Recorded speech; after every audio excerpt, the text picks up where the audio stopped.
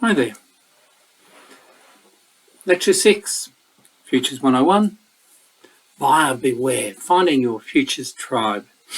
Something I think that is important is to know where you sit in the futures world, which I guess is really code for what I'm talking about.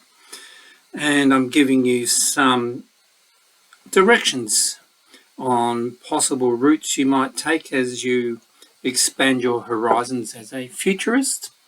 You might just be a curious futurist, therefore just exploring things, or you might be thinking of the professionalizing the futures expertise you gain here, applying it. You might be thinking of doing futures-oriented research of an academic, scholarly fashion, and so on. So there are all sorts of niches you might fit. So I'm trying to sort of map that through this lecture, which is almost in the way I'm feeling about it right now. It'll be interesting to see how it goes. It feels like it's almost a meditation on aspects of being a futurist. I need a coffee here. The last of it. So let's jump in and see where this takes us. We've got this image from an ABC Triple J. So it's got a link there. It's sort of like, who do you hang out with? How do we hang out? What are our priorities relationally? How do we make meaning out of this kind of exploratory process we call futures thinking? I had to sort of think carefully here because I didn't want to say it was a discipline or an academic discipline or anything like that, because it's much broader than that, and certainly there are academic dimensions to the discipline of future studies, but it's much more than that. So I'm trying to sort of make sure that my language is reflective of that. So let's see, where do we go?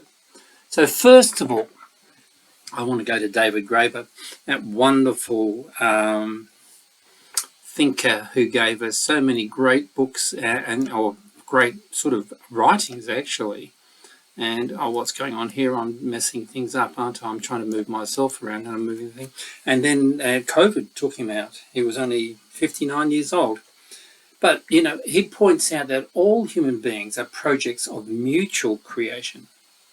You're not creating yourself on your own. We are always co-creating.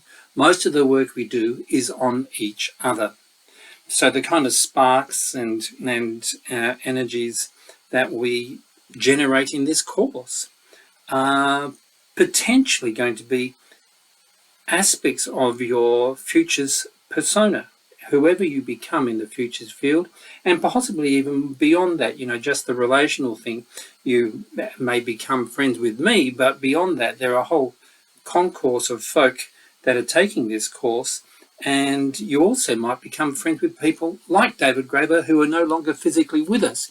You might think, I've got to go and find out more about this guy, because he's a wonderful, creative, playful, challenging thinker who's written books on the history of debt, 5,000 years of the history of debt. His book on the dawn of everything is a real challenge to Eurocentric assumptions that all the great ideas that shape our current world come from the European cultural world from, let's say, 1500 through to 18 or 1900. And he and David Wengrove, I've had to think of his name, they co-wrote a book. It was the last book really that came out before David Graeber died. But you know, you might become friends with a guy like him, and I would recommend it because he's wonderful, extraordinarily human, comes through in the humour of his writing, but also deeply perceptive. So yeah, I'm just flagging that you know, we co-create, but we don't co-create just with the people we live with or the people in our neighbourhood. We co-create through that incredible entanglement that is part of being human in a planet and that's ecological as well as, you might say, noological. That means I'm playing with the concept of the noosphere from Teilhard de Chardin, who's a guy that we should talk more about at some point. But let's keep moving. So there is a poetics at work here, and I think that, we can't underestimate beauty.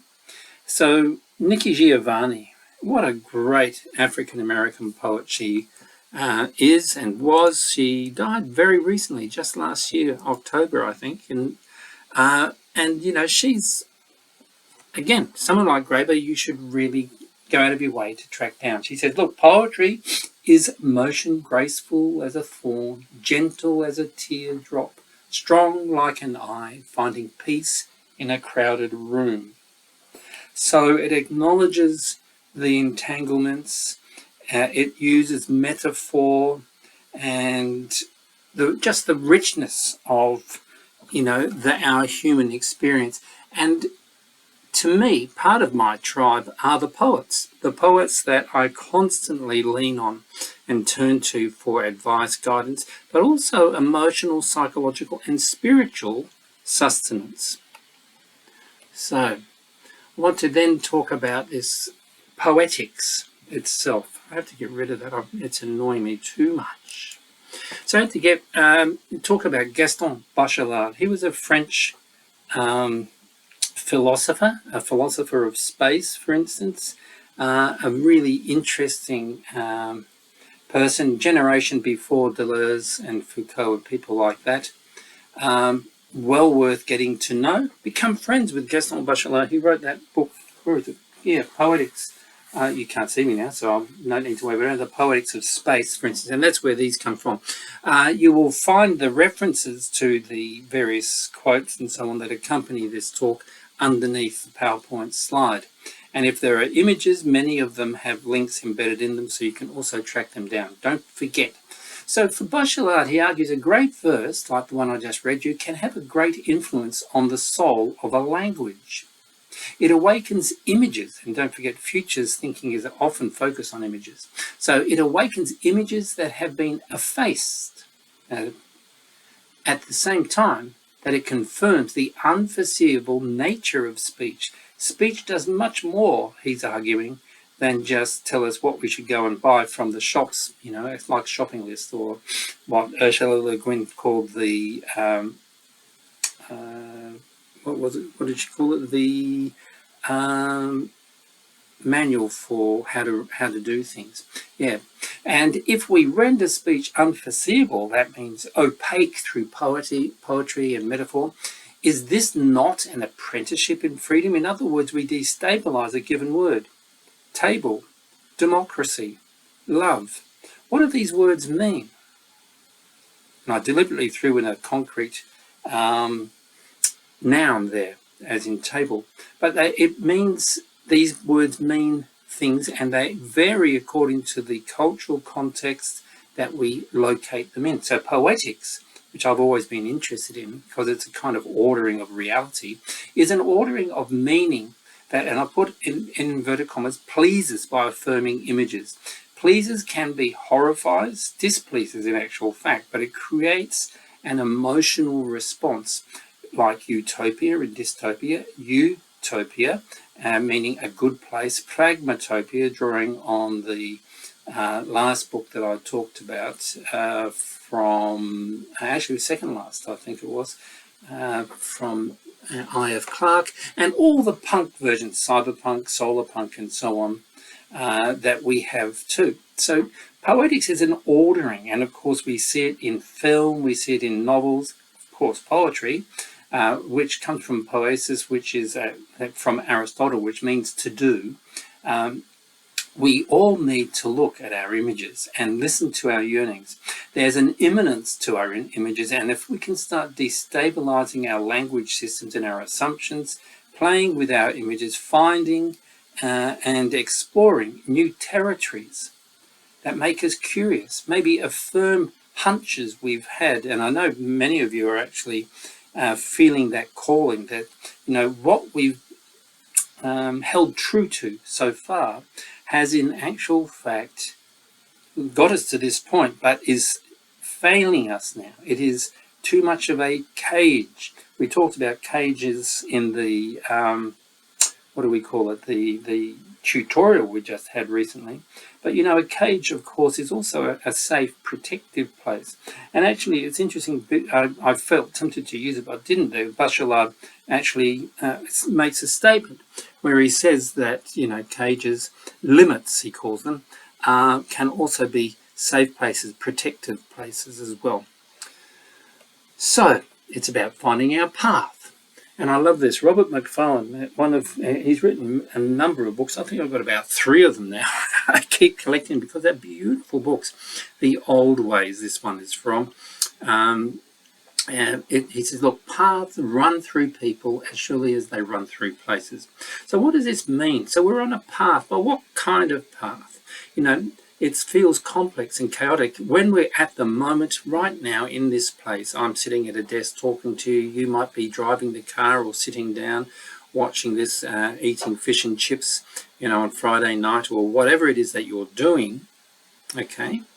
But wherever you are, stop for a moment and look around and ask yourself, how did I get here?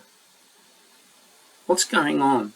Because we so easily slip and slide through life, okay? So this path passes through us. We are on the path, we are the path, and our fellow travellers are there with us too. That, in my mind, gives me this image of the pilgrim. This is a beautiful photograph on the road to Compostela, and it takes you, it's a live link there, it will take you to an article in Vogue magazine. But you know, this is from my afterword to the book I wrote on Phenomenologies of Grace with Camilla Mazzini-Alistair. Well, we edited it, we didn't write the whole thing, of course.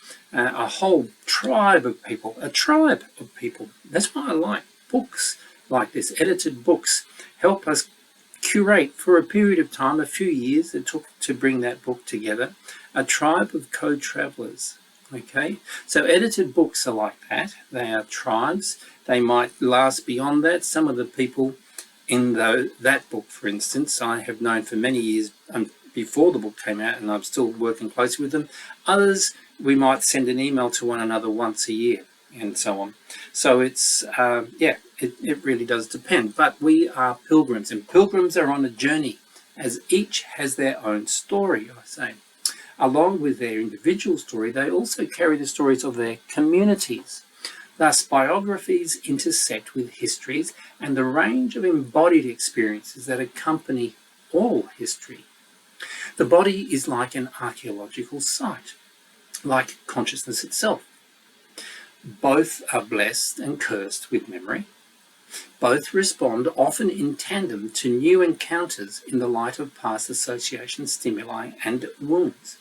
And I'll repeat that bit. Both respond often in tandem, okay, to new encounters, like the encounters you're having here in this course, in the light of what shaped you, as past associations, stimuli, wounds. This makes for interesting territory to traverse. It's risky territory. The body, the embodied consciousness, and collective momentum lead us all into the future. Okay? A plural, differential set of futures, in fact. Why? Because we're traveling with others. We are pilgrims in life. And for you, you've found futures. You're exploring this somewhat out of focus way of reading the world, but it needs to be out of focus, because if it's too sharp, too linear, too demarked, then you're going to miss things. It kind of like frames what you can see, but you know what you can't see is missed. Oh, look at that! That wolf's in the wrong place. I forgot to finish off that slide. Here we go. Let's move the wolf out of the way. There we go. Sorry, Wolfie. The wolf's there for a very important reason. So, who do we speak for our tribe? If we're locating our tribe, who do we speak to? Who do we speak for? Reality, a cage that imprisons, or a cage that sustains? Limits that protect. Oh, I did put him in here after all. I forgot. To whom are we accountable when we're doing our futures work? What of future generations? What of the past?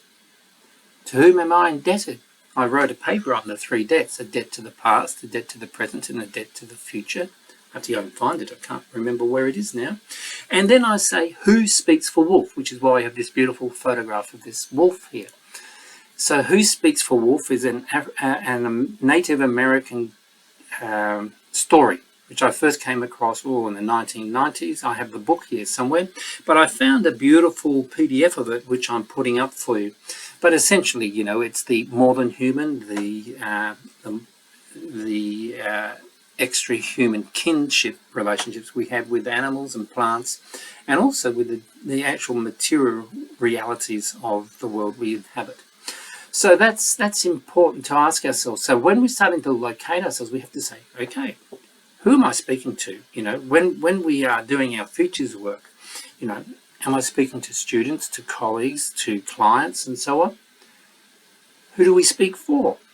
Well, we're leading people, and of course, futures is partisan. But you know, if you're helping Trump keep control of, you know, this madness that he's doing, you know, perhaps your value compass needs a realignment, or maybe you're skillful enough to lead him into choices that are going to be more beneficial for, you know, his constituency, which is the US, but also for the world, of course. What is this thing called reality? How do you understand reality? You need to ask yourself that. It would be a good thing to actually do a CLA on your understandings of reality. What is your understanding of reality? You know, and then of course, what cages do we inhabit? Okay, do they always protect us? Which ones are the limiting cages and which ones are the enabling? Future generations cannot be left out. They are like one of the elephants in the room. Who's not in the room, as Jeannie would say? Who's not there? Okay, who am I indebted to? And who speaks for Wolf? These are things that I would like you to consider as you start to work out where you're going. So let's take it a little bit further. Here we've got a map of, inverted commas, reality. There are things that inhabit our reality, physical things. We inhabit a society. The society is embedded in cultures, plural. I don't ever see society as being monolithically single culture. And there is also the personal. Each one of these is a domain in which tribes may exist. So the tribe of things are the material elements that constitute the world you live in. Okay, they will involve cars, roads. They will involve shopping centres, and perhaps if you're a co-op member or a member of a collective garden, or a family, of course, and that family constitutes different individuals, which at one level are things. You need to feed your husband, wife, kids, dog, cat, budgerigar, whatever it might be. And of course, the family links us to society. Families are social units. Social units, let's say you need medical care, you need education provided in some way or other, you need law and order, you need the infrastructures maintained, that running water and electricity, road rules. Okay, then there's the culture. The culture is what you inhabit that helps you feel who you are. You're at home in a certain kind of culture. The culture may be fragile and a bit wobbly at different times. Why? Because cultures are never, as I said, monolithic, but they also contain their own contradictions, and that's where that concept of immanence is really important. So within the culture, society, and the world of things, you sit, your personal self.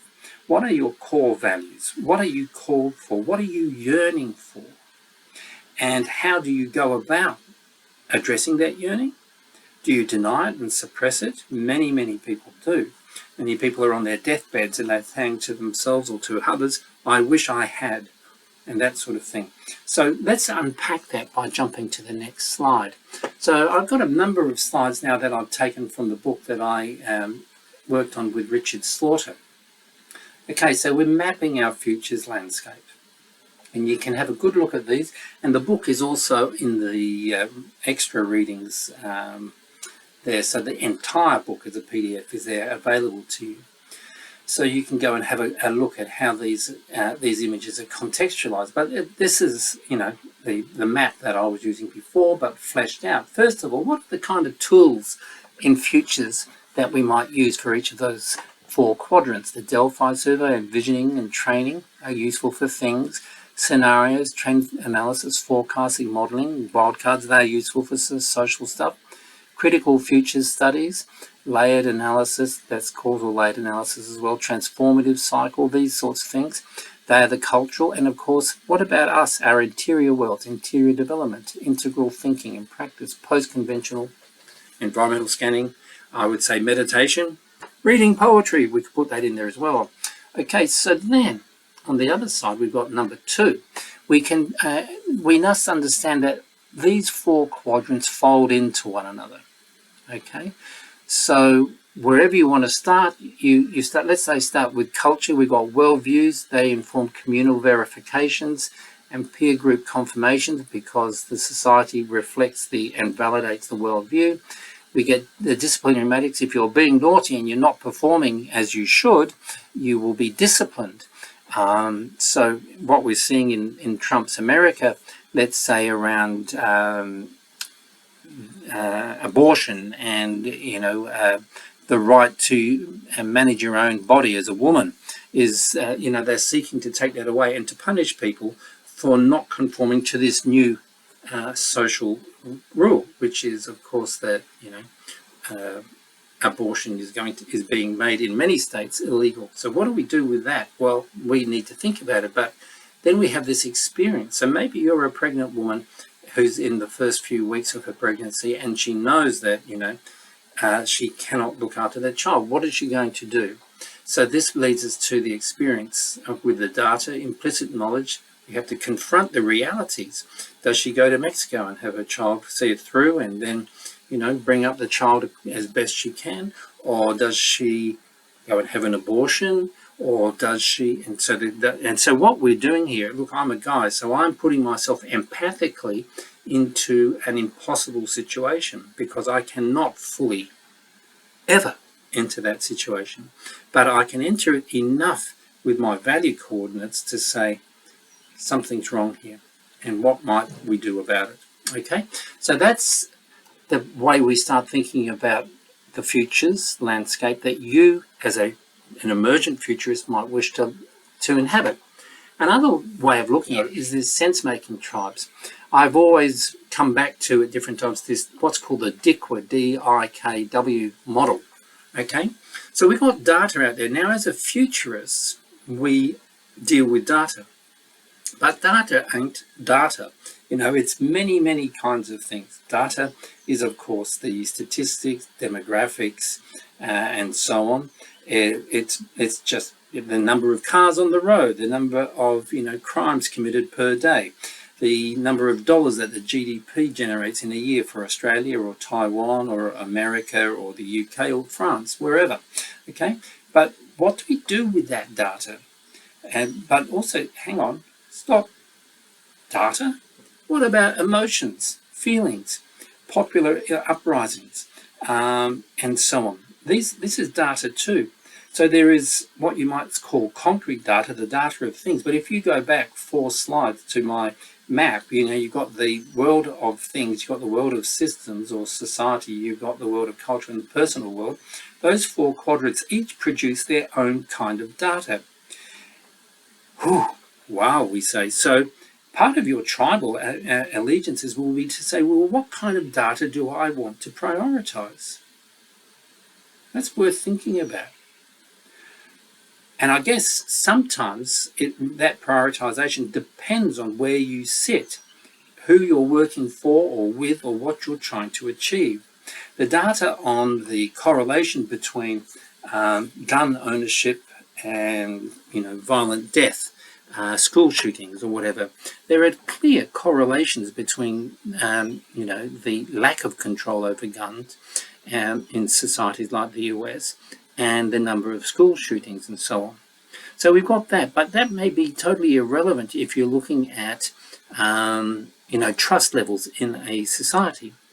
How do we measure trust? Well, we could actually correlate it possibly to the number of guns that people own, because if you don't trust anybody, you're going to want to own a gun so you can make sure that you stay safe and you can protect your family.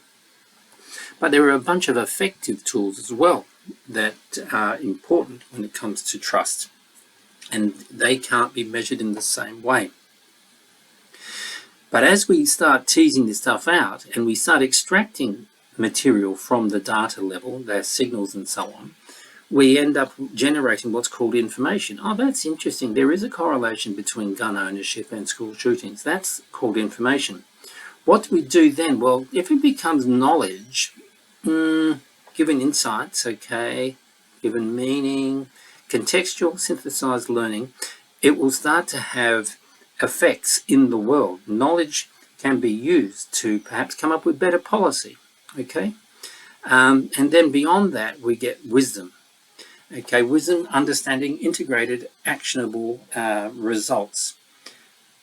There are many DIKW. If you DIKW, if you just Google it under images, you'll get inundated with. I just grabbed one, possibly not even the best one, but I wanted to keep it simple. But then, if we're starting to read data, we're starting to think, actually, I really like concrete data, the statistics on gun ownership, car ownership, and so on. They really intrigue me because I can start seeing that they tell stories, and of course they do tell stories.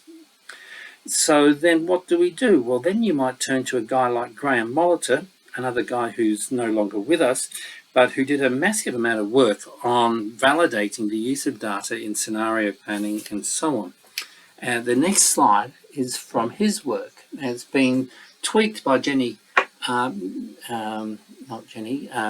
Wendy Schultz, okay, that's her name there, adapting Molitor. And this is called the Emerging Issues Analysis, or the S-curve. And, the other day we were talking about weak signals, those little whispers that are on the edges of the dominant concerns. And those weak signals, if we can listen to them, perhaps they're actually showing up in data on X, Y, or Z, gun ownership, car ownership. What do we do? So there are local few cases of emerging issues, and first people to notice them are the scientists and the artists, also some radicals and some mystics, okay? And as this data starts to become louder, it becomes information where specialist journals are picking it up. Lay people are talking about it in magazines. Then it moves to newspapers and news magazines and so on. Then it moves to institutions, governments, and it becomes, a major driver shaping reality and consciousness. So this is over time, and this is measuring the x-axis is measuring the development of the issue. In other words, the loudness. How noisy is this? If this is the sort of thing you like, of course, you can start applying it to AI in education, or to the kind of education being supplied for people doing career studies and so on, or you could start applying it to, let's say, provision of social services for people in need. What are the new things? Maybe there's new forms of housing and new forms of social organisation emerging over here. Maybe there are artists. What about singers and what about the movies and so on that are coming out that might be giving us new images of the future? Okay, so just making sure I didn't jump. Yeah, making it good. So what I'm going to ask you, this is your homework, okay? I want to take a breath for a minute. So looking at that S-curve, I want you to write a letter to the future, and the future roughly is 2150. I want you to consider some of these things in your letter. It can be quite a personal letter. How do we account for our actions today? How do we acknowledge entanglements across time and space? What are we seeking to say in a letter like this? Who might you be addressing it to? Your great-great-grandchild? Or to, it could be a non-human. It could be a tree. Like you planted a tree today and you put a letter in a sealed box underneath, buried in the roots of the tree, which the tree can sort of somehow absorb in the year 2150 when you are no longer with us. How do you express our future's consciousness in such a letter? Who are you writing to? That's a human or a tree, an ecosystem. And how can you use, in the letter, you can use any medium you like to convey this. Words, poetry, images, music, voice. In other words, you can also record the letter. Could be like some sort of vlog. Bit of fun for you. Get you thinking in a different way. Get you thinking out of the box. Another futures activity. Letters to the future. So, when you're looking for your tribe, you can look at it in this way. Is your tribe going to be worried about the surface learning, bike helmets and playgroups, organisational learning, health insurance and strategic planning and neighbourhood watch, or deep learning, universal suffrage, deep ecology, intergenerational ethics, intrinsic value, so on? Okay, so part of locating, doing your geolocation, you might say, of your tribe, who do you want to play with most? This is one way of looking at it from surface through to depth. As a consultant, organisational learning, of course, will quite likely, if you're good at it, and you hang in there long enough, because it takes a couple of years really to establish yourself in this sort of space, you can earn a reasonable living in that middle space. Keeping your eye on the noise from up here and the deeper stuff that maybe you're navigating towards. Then, of course, we can look at it this way. Futures fields, okay? So we're working from futures research to futures movements. I think this is a really good one. Again, these are all from the book that Richard Slaughter and I did on futures thinking for social foresight. So we're moving from futures research, that major knowledge, seeking to focus on prediction or economic and technical forecasting, systems analysis, management science, scenario writing, comparative surveys, so on. Futures in education as we're moving down, speculative writing, fantasy, fiction, whatever it might be, networking, that's also where the letter to the future would sit. Theory and practice of alternative lifestyles, where you actually say, I'm going to go and do X with my life. I'm going to give away all my material possessions and live in a gum tree, or whatever it might be. But you'll soon discover that it's not very viable. So you're going to have to work out, how do we generate different lifestyles that are going to be viable and also attractive to others, of course. And there's this humanistic and transpersonal psychological level where we're dealing with futures imaging workshops and so on. I'm going to talk a little bit more about some of this stuff right now, because the last few weeks I've had a few really lovely encounters, and which have just reminded me how, our tribes are wonderful. I've been friends with a whole bunch of these futurists, Sahel and Anatoly, Ivana Milojevic, Jose Ramos, and so on for decades. Peter Hayward's another one I've got to start thinking about, and of course the beautiful Kimberly Cummeris, Elise Farrow, Jeannie Hoffman, and so on. I could keep rattling them off. But, and we constitute a kind of bubble. But my bubble needs to be popped. I keep constantly looking for new things and constantly bumping up against new things. And I met Lisa Solomon, who's inhabits a different kind of futures world. And through her, I came across the futures work of Ahmed Best, which I've shared with some of you. I should put the link up again. Actually, I have it at the end of this under Futures Resources, actually. Afro Futures Resources. But, what it reminded me of and made me very aware of is that, tribes enable, for sure, but they can protect. But they also form limits. There are boundaries or borders between me and some unknown other. And there's these futures work that's going on out there that, I have not been very alert to until recently. And I think this is just part of my ongoing journey. So then, what are the core elements of future studies? Well, we've got language, we've got theory, literature, organisation, methods, and social movements and innovations. All of these constitute aspects of future studies. All of them will speak to you differentially, okay? And I say that really focusing on the fact that each one of us will be attracted, some more by theories, some by social movements, some by what are the methods and tools. I just love playing with methods and tools. Somebody else might say, I just want to write, really solidly grounded futures literature as in creative literature and so on. So it's where do you place yourself? Very simple. It's a lovely way of mapping this. And then, of course, you can go and play. Whoa, we love playing. I've been collecting futures games for a while. And I just want to focus on them because gamification of the futures field has been it's been happening over the last decade particularly. There have been much earlier attempts at it. There was the Pollack game, where no one ever turned that into anything flash-like cards games and so on. Then, Peter Hayward worked on the Sarkar game with Rob Burke, okay?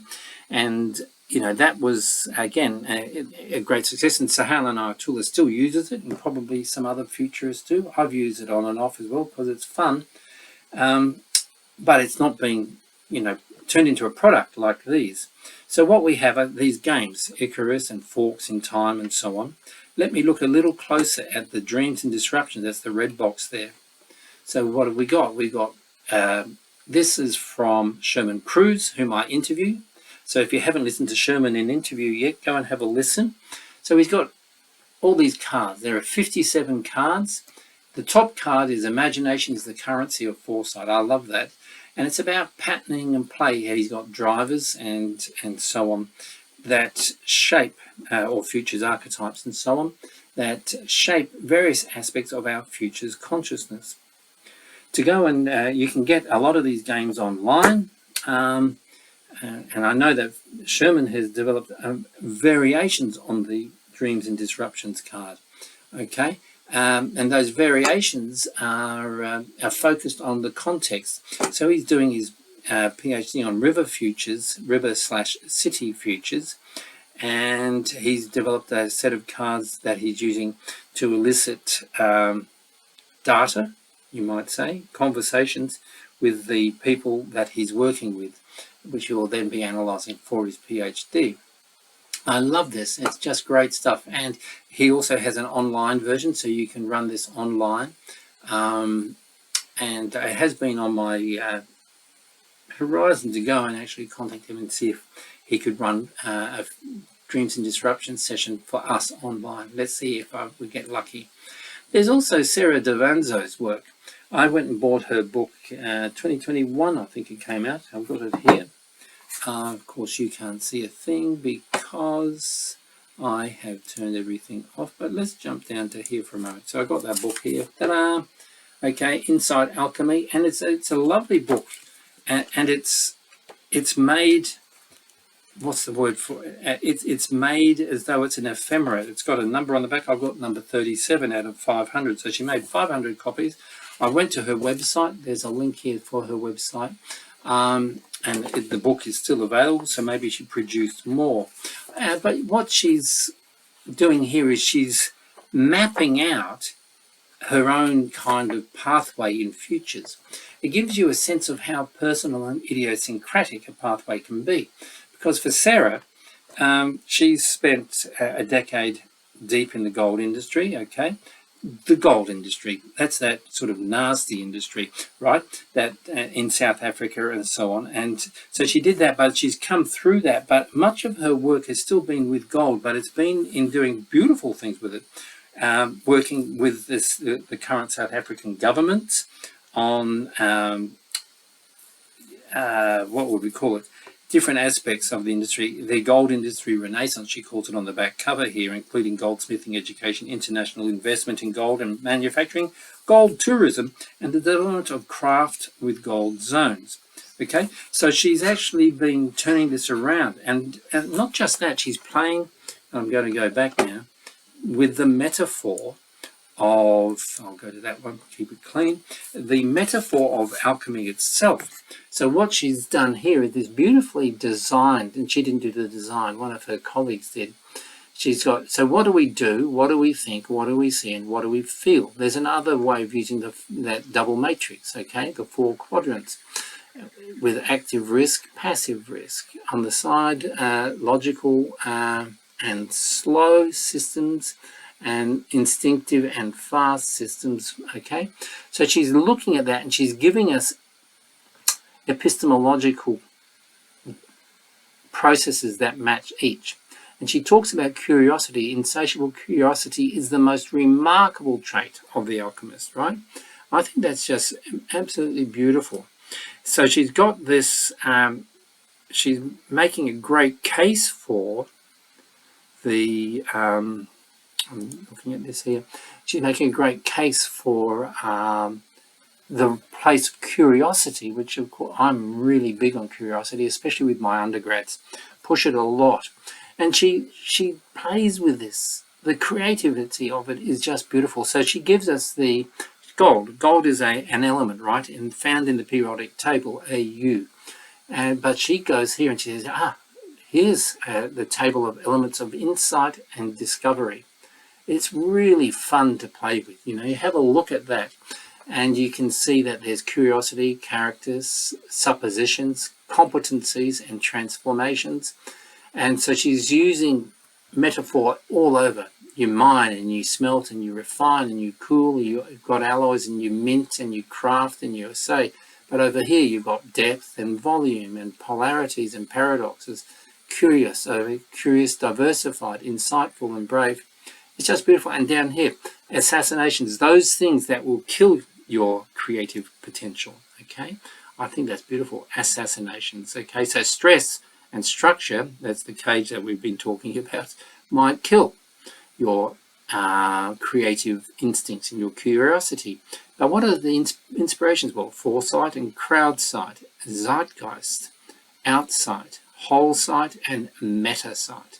Okay, and she, of course, in the book, she talks about those things. But what's so interesting for me is the fact that she has captured and repurposed, or I'll use the word hack.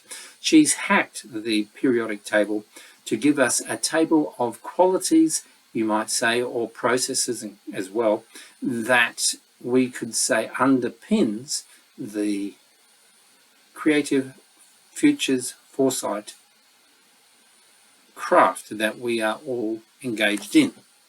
Yeah, it's great stuff. So good on you, Sarah. So then what? Oh, what about intercivilizational dialogue?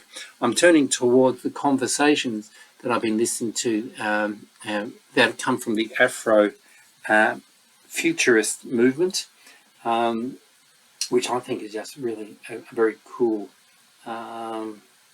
again, evolution of futures work. Fred Dalmir, he also died a couple of years back now. He wrote that great book, Dialogue Among Civilizations, okay? So I've played with that a lot as a bunch of my colleagues, particularly colleagues based in India, but also beyond that. So we've got intercivilizational dialogues. What do? Well, they resource our futures because they give us alternative cultural models and so on. They generate polylogs, that's multiple conversations that ripple and squirm and wriggle. Oh, I love that so much. We cross-fertilize as a result. We disrupt the dominant Western story. And we get to ask, of course, who's not in the room? Inviting in transformation. And this is where further play. So we've gone and hacked the periodic table with Sarah. What about hacking algorithms with Afro rhythms, okay? With Lonnie Brooks and Ahmed Best. So this is the link to this is actually at the end of this PowerPoint lecture.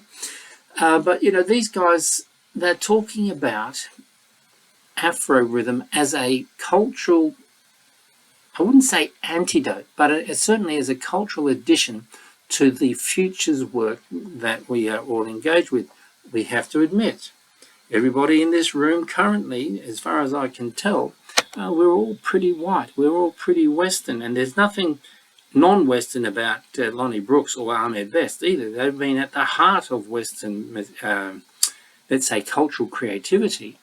But, you know, here we are, particularly on the Sunshine Coast, extraordinarily white. And we need the richness of intercultural and intercivilizational dialogue. These guys, in their own way, are working on that, but they're also creating games. Okay, so they've got this Afro rhythm game, which I think is just fantastic. The PDF for it is over on the resources that I will set up to accompany this lecture. So, they're saying, well, set up the game. Okay, set up the game. We've got to define our world. We've got to create the artifact, the material artifact particularly. We've got to shape the game. Okay, create an artifact. So what are we doing? They use cards as well. I don't have them because I've only just discovered this. I'm going to have to track down how do I get my hands on these cards because they will add to my collection.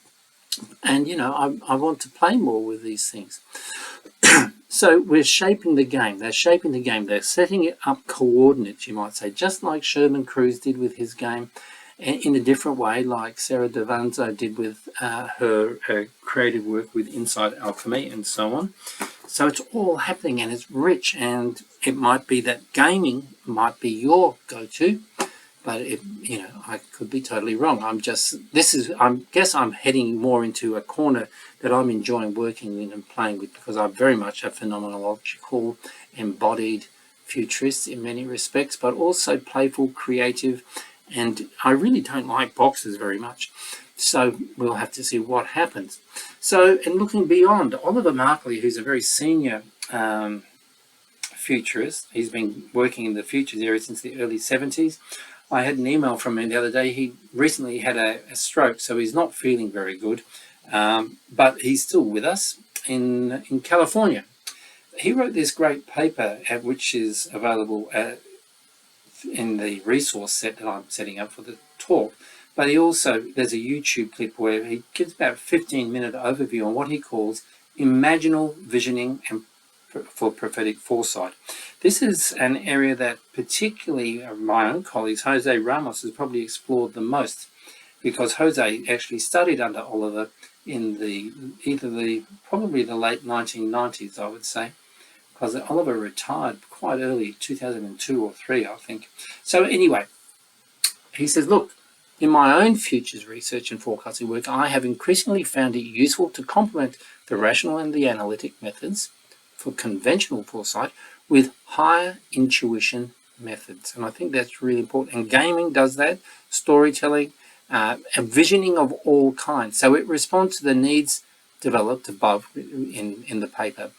So he now proposes to use this term imaginal visioning. So that means using the imagination to envision, to generate prophetic foresight. In other words, foresight that fulfills a prophetic function. And from here, he's working on the Cornel West work. Cornel West is an African American liberation theologian who talks about prophetic pragmatism, for instance, which I used quite extensively in my own PhD work. I think it's really, really interesting stuff. So we got Oliver pushing the boundaries, and then we've got me playing around with the futurist as a hacker. Wherever you go with your futures work, be prepared to play the role of the hacker. Whatever tribe you choose to stay a part of or become, or maybe you'll make your own tribe, or you'll be a tribe of one, or, just a couple of people, however it works. So I've got 2 comments here that I want to share with you about being a hacker. A hacker is to the social or cultural milieu as a programmer is to a game. They develop patches, evolve lateral and systemic dimensions, and, following good old Deleuze and Guattari, work across planes of meaning to generate new social, cultural, technological possibilities.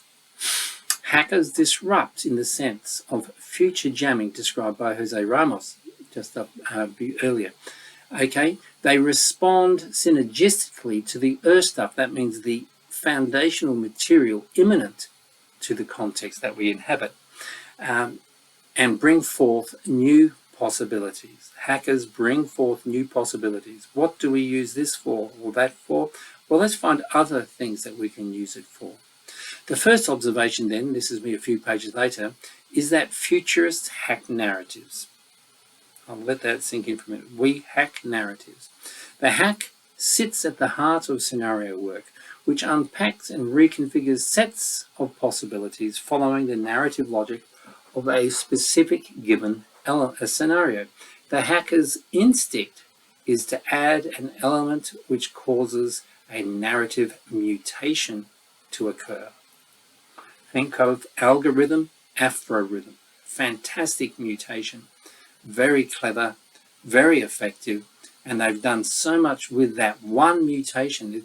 I'm really very impressed. So this experimental dimension is safe within a scenario workshop, but becomes real and productive of effects once applied to the context of our clients.